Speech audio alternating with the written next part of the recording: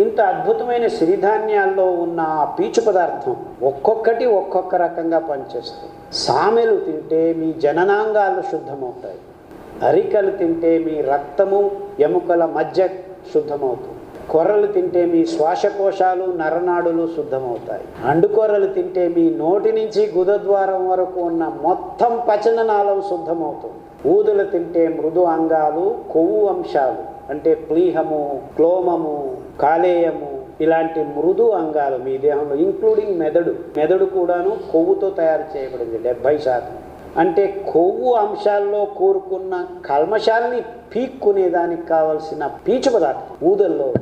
అంటే మీరు 2 రోజులు ఈ ధాన్యాన్ని వరుస క్రమంలో తింటూ వస్తే 10 రోజుల్లో మీ దేహంలో అంగాంగాల్లో కూరుకున్న ఈ కల్మషాలన్నింటినీ, టాక్సిక్ మార్బిడ్ వేస్ట్ని మీరు శుద్ధం చేసిన వాళ్ళు అవుతారు.